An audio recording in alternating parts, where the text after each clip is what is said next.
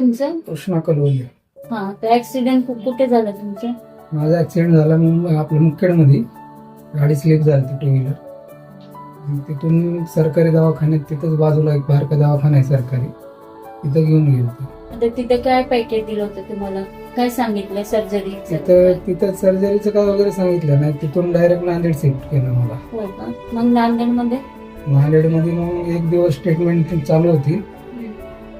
ते बोलले आमच्याकडे सर्जरीचं काय होत नाही, तिथून तुम्हाला नगरला जावं लागतं. हो. मग इथं तुम्ही लाईफ केअर हॉस्पिटलमध्ये कसं आलं? कोणी पाठवलं? माझा भाऊ आहे उमेश गायकवाड म्हणून. त्यांनी त्याला बोलून घेतलं होतं आम्ही नगरला. हो. नगरला बोलून घेतल्याच्या नंतर मग त्यांनी सांगितलं की बाबा आपले सर, म्हणजे मी पहिले तिथे होतो कामाला, तिथले सर चांगले, त्यांच्याकडे आपण जाऊ नये.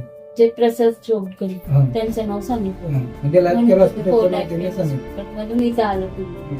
मग इथं आल्यावर तुम्हाला सर्जरीचं सरांनी सांगितलं. तर मग कितीचं पॅकेज दिलं होतं तुम्हाला? सरांनी तसं 2.5-3चं पॅकेज दिलं होतं आपल्याला. मग केलं तुमची सर्जरी? सर्जरी हो. तर इथं स्टाफ, डॉक्टर त्यांनी मला कसं सर्व्हिस दिली? नाही, स्टाफची, डॉक्टरची तर सगळी सर्व्हिस एक नंबर होती. टाइम टू टाइम सगळे इंजेक्शन वगैरे, गोळ्या, औषधं सगळे चालू होते. ठीक आहे. आणि आमच्या सरांचं काय, तुमचं बोलणं काय, म्हणजे त्यांच्याबद्दल? नाही, सर तुम्हाला सपोर्ट दिला ना त्यांनी? सरांनी आम्हाला भरपूर सपोर्ट केला.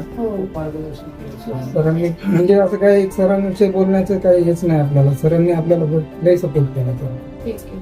आता तुम्ही बरं होईल झालंय? हो, व्यवस्थित, काही त्रास नाहीये तुम्हाला? त्रास काय. आता तुम्ही डिस्चार्ज घेताय आणि घरीच जात?